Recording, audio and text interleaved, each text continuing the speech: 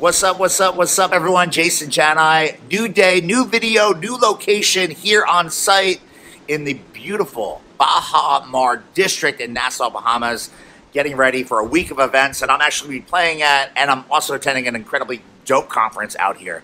Now, today's topic is all about your ideal event and working and developing and building your ideal events. And there's a lot of ways that you can approach this kind of very deep question. Rather than talk about tech, rather than talk about music, let's talk about the things that aid you in getting to that place where you are constantly working and constantly busy doing the things that you love, not the things that cross your paths or that kind of phase of events when you're building your company where you're taking anything and everything just to get your name out there. Let's talk about designing the perfect event from the beginning. I think in order to design the perfect event, whether it be tech, whether it be music, whether it be experience, however you want to drive the road for the people that are trusting you for whatever it is that you're going to be DJing, you need to really think about yourself first. I think you need to look in the mirror and you need to really have that hard conversation. What are you good at? What can you do? What is available in your area? And where do you want to spend your time? Do you want to be a wedding DJ? Do you want to be a club DJ? Do you want to spend your time in radio? Do you want to do crazy corporate events or work with VIP clients in beautiful destinations just like we're at right now? Whatever the path is that you take, and it can be anything, club DJ, bar DJ, trivia DJ, you name it, karaoke DJ, video DJ, whatever. I think you need to figure out where you want to go in order to kind of drive the ship into the port where you will be landing and spending all of your time. In order to design the perfect event, you need to think about how you want to be the captain of your very own ship, because that's what you have control over. What are you really good at? What exists in the area that you live at, or that you live within, or at least is around the surrounding areas of where you are located? It doesn't make sense that you want to do venues like this if you are afraid to take a plane outside of your local area. If you're in the middle of the United States, it might be more challenging to find urban situations and large nightclubs if you are outside of a metropolitan city. Here's the point. I think in order to figure out your ideal client, your ideal event, your ideal everything, you need to figure out where you want to spend your time, what you're good at, where do you differentiate yourself from others that do exactly what you do in your area, and where do you really enjoy being? Is it weddings? Is it corporate? Is it industry events? Whatever. You know, I've gone through this exercise a number of times over my career doing this as a DJ, and I think it's really enlightening, and it also changes over time. It's something that you really need to think about every year and a half. You need to think about, where are you being booked? What are you being asked to do? And is it truly what you want to do with yourself? Now, I do a lot of production-based boutique wedding events in a lot of beautiful places. I also do a lot of industry-style events, conference events, corporate events. And I like to dabble in the nightlife world and even the radio world. I like to do the radio and nightlife because I believe that that experience keeps me on my toes as a DJ. That's an artistry thing, and that fuels my private events. The first thing on my kind of pyramid scale in terms of where I want to spend my time, the top of that scale is wedding entertainment. I love being home. I love traveling around. I love helping people celebrate life. Shout out to Marcello for that. Now, in order to get there, I understand that I need to be fresh on music. I need to be in line with the latest trends. I need to have the coolest widgets and gadgets working at my events. And I also have to have positive relationships at these beautiful places that are around me for where I live. Talking about location specific, is your ideal event one specific venue or a group of venues? If you live in an area like I do in New Jersey, there is 40, 50, 60 venues within a 40-mile radius of where I personally live. Of that 40 venue number in that radius, there's probably 5 to 10 that I really, really enjoy. So those are a target. They allow me to flex a little bit. They allow me to bring in production elements. They attract couples that fit the style of events that are looking to have someone like me part of. When you figure out your path, I think the rest of it becomes a little bit easier.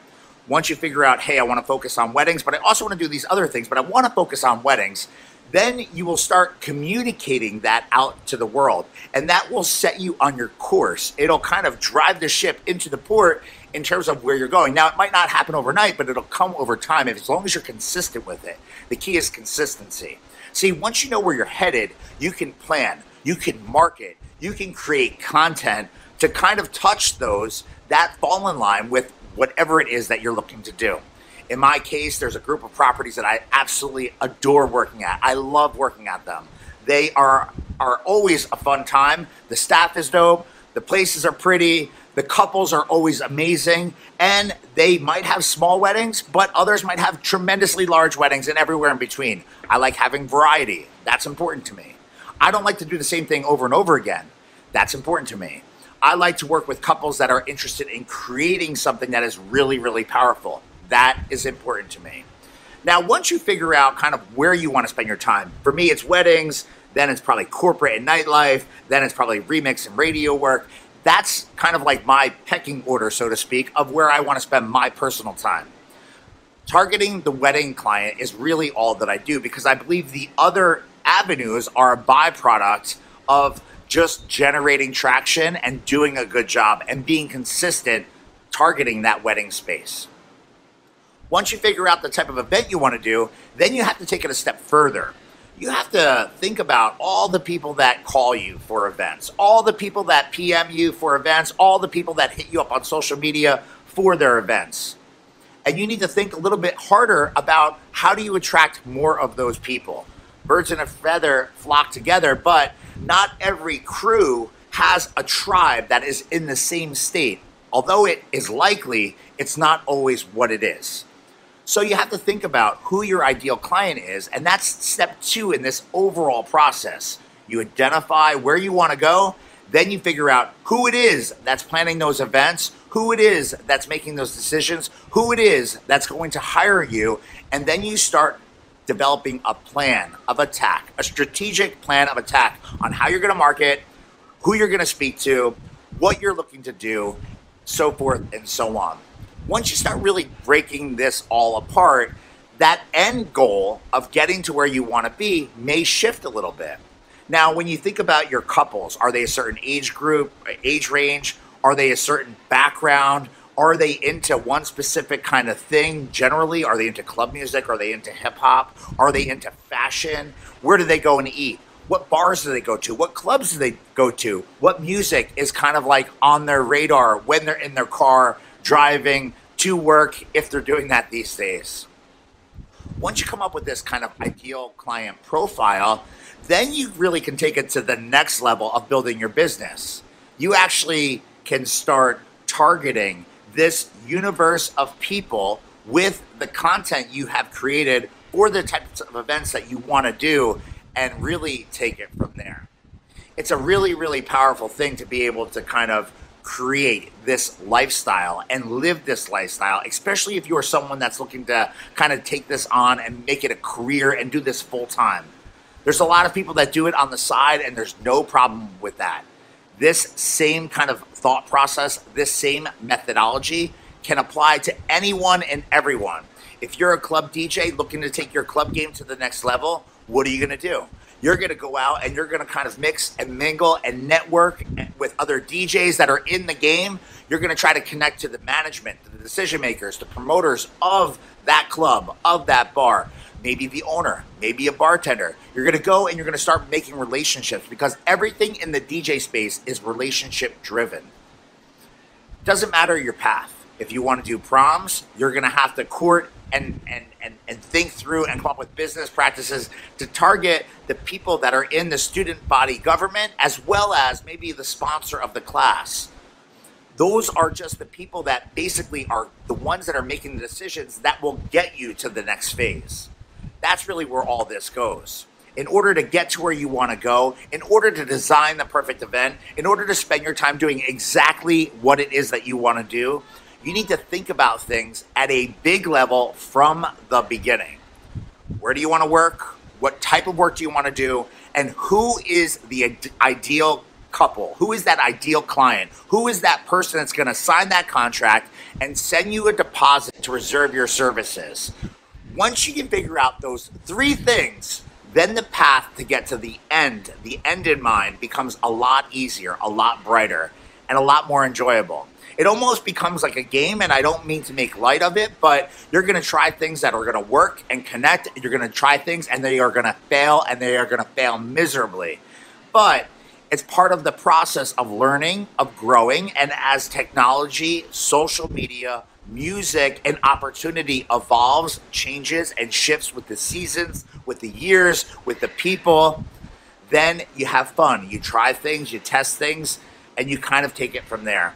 There are a lot of creative ways to intertwine exactly what you do and what you want to do in the locations that you want to work at, that you can create to target the people that are either making the decision now or will be making those decisions in the days, weeks, months, or years to come.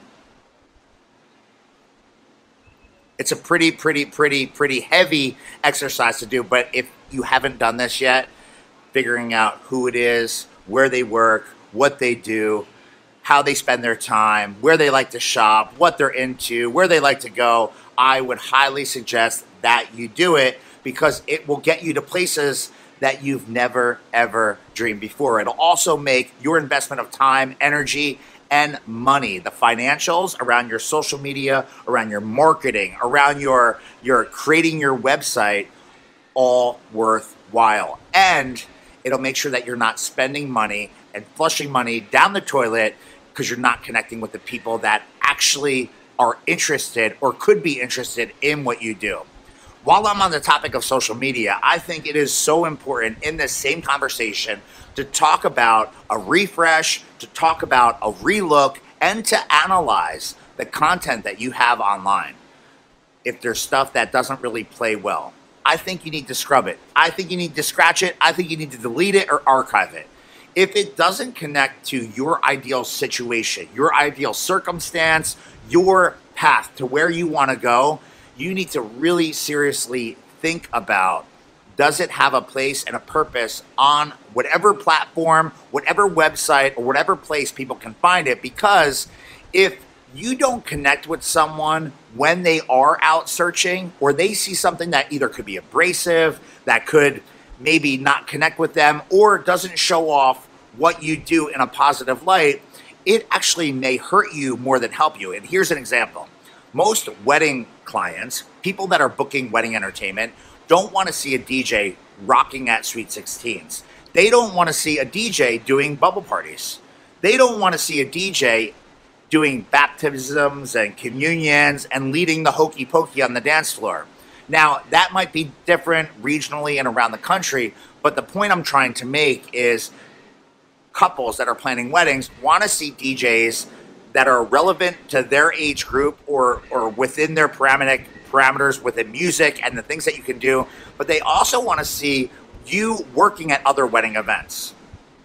If you are targeting proms and you're showing nightclubs, that would be something that could go hand in hand. But if you're marketing proms and you show yourself on your website or on social media with hula hoops, that might not connect. And this goes for corporate too. To take it another level, corporate, you could show your wedding game is strong, you could show your professionalism is strong, you could show your business is strong, you could show that you play in the nightlife world, which is strong. It may hurt you if the company is more conservative, but I think you understand where I'm going. You have to think about the people that are hiring you, and you need to make sure that all of your social media connects directly with the people that are the decision makers for the events that you want to do when you're on your path to getting to that perfect event. Now, when you get to that perfect event, let's fast forward and say you've done all that stuff and you're killing it and the phone is ringing and you are good to go. The next phase of this is what happens when you get there. How do you design the most perfect event? And I think there's a couple ways that you could do this. First and foremost, if your production capabilities are limited, you can partner up with other professionals in your area. You can team up with other DJs. You can collaborate and create together, which I think is super, super powerful. Now, some of the cool things that we do is we integrate performers and musicians. Now, they don't work directly for me, but I have contract agreements in place for them at my events, because it doesn't make sense for me to pay a salary for someone that we're not going to use all of the time. Now, I found a great agency that I work with, and I've worked with them for like 12 years, and that helps that part of the overall problem. But you can take that kind of thought process and you can apply it to any other vertical or any other offering within the world that we work if you don't have the ability to do the tech and do the tech properly at an event. It's super important that when you're performing at events that you don't do it halfway, that you don't do it and drop the ball. You hire people that are going to deliver, and you're going to invest, and you're going to spend a lot more money than you probably want to, which is going to cause the couples to spend more money than they probably want to, but it will be done right. And there is something to be said in investing in the experience as opposed to cutting some corners, saving some money, and not delivering something that can essentially hurt you, hurt your brand, and hurt all the things that you are capable of doing. That will basically cause waves in that ocean of you getting to where you want to go. Okay, so now we're on site at the event. We have our tech worked out. We have some relationships in place. How else can you create awesome at events? How can you design the perfect event?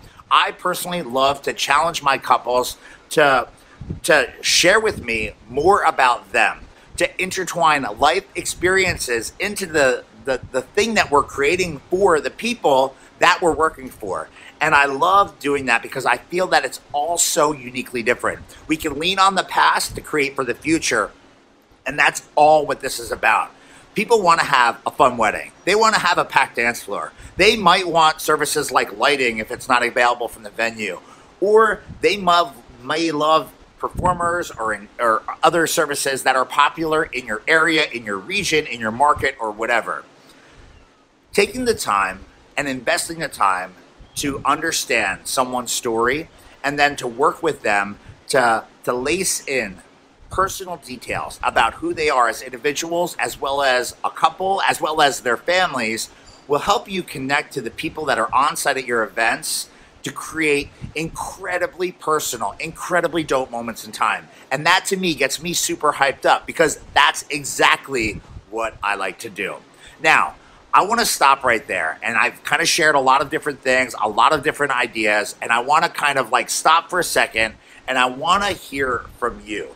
If you have a question, if this isn't connecting, you're confused, if you want to kind of figure out something regarding how to get to your perfect event, how to identify the perfect client, how to figure out what venues are capable of doing all the things that you really, really want to do, I want to hear from you in the comments down below. Just click into that comment box and have at it, and I will do my best to respond to everyone real time or in the future as the comments come in.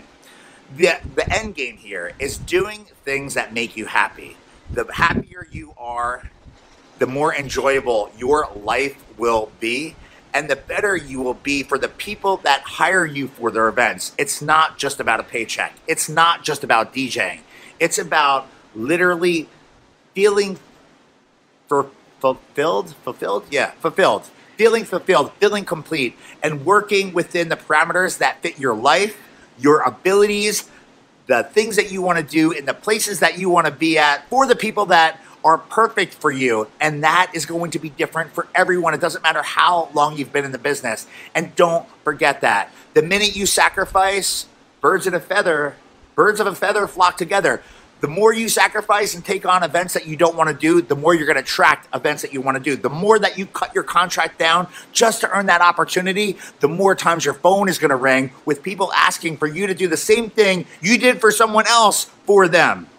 I hope you understand that. I hope you feel that. My name is Jason Jani. If you are not subscribed to my personal YouTube channel, I would love to invite you to find me here on this platform and join me there. Jason Jani. I'm dropping videos all the time, sharing real deal experiences, real deal life learnings, and things that I've been through as a DJ business owner, as well as a performer in some really, really beautiful places, working for some incredibly dope people all over this planet.